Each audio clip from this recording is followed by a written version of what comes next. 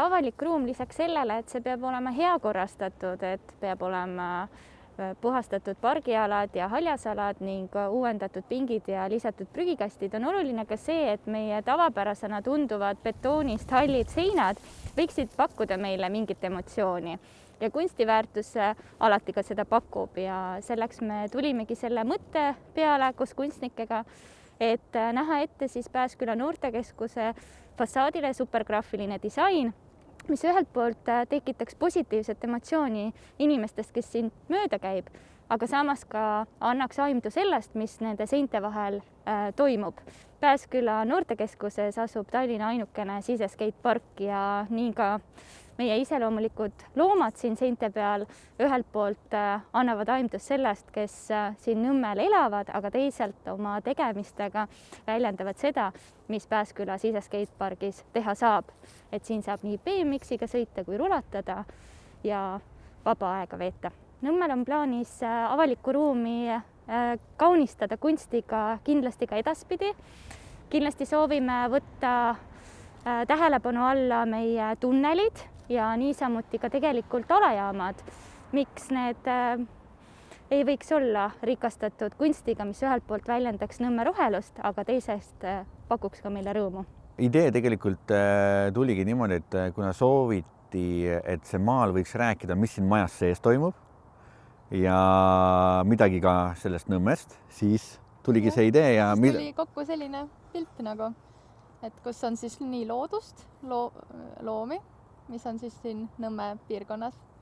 ja ehk siis põhimõtteliselt need loomad nagu kõik näevad seal pildi peal, siil ja siis jänes ja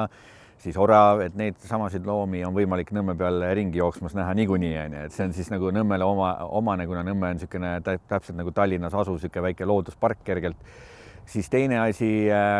siin samas majas siis noored saavad teha kunsti, aga samas saavad ka õppida igasuguseid trikke, rataste, tõukerataste, rulade ja kõikide muude selliste asjadega. Ja siis me mõtlesimegi, et me viime need kaks asja kokku,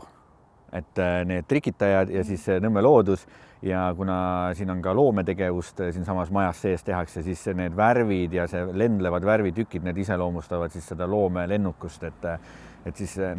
kõik need emotsioonid lendavad üle nagu seina laiali, et see ongi selle nagu idee, mida me siis kahekesti nagu Helenaga välja mõtlesime sellest loost kõigest, mis siin toimub. Ehk siis nagu maaliprotsess oligi 5 päeva jooksul, kui me teostasime seda, maalisime siis nagu, et olime siin tõstukite tellingutega, aga tegelikult see protsess on alati pikem, sest et eelnev maalimine või see kavand sai maalitud digitaalselt valmis. Ehk siis oligi see, et me tegime kõigepealt foto ja siis me hakkasime seda digitaalselt maalima, et oleks kõik plaan selge, vaatasime värvid üle, kalkuleerisime, mis etapil, mida me teeme, et selles mõttes see maaliprotsess ongi 2 osad, et üks on see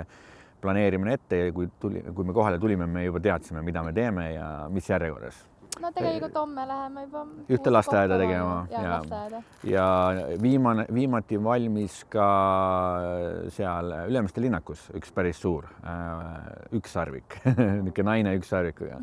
Ja neid maale on tegelikult hästi palju olnud ja viimati väga paljud ka teavad, et Kehra linnas suured rongimaalid maalisime, mis on praegu igal pool, jagatakse siiamaani üle Eesti neid, ja neid on veel, aga muidu sügisel me olemegi teinud suht järjest nagu septembrist kuni siiamaani. Ja just õuemaale pigem nagu. Et neid on päris palju, et Eestis ikka neid jagub.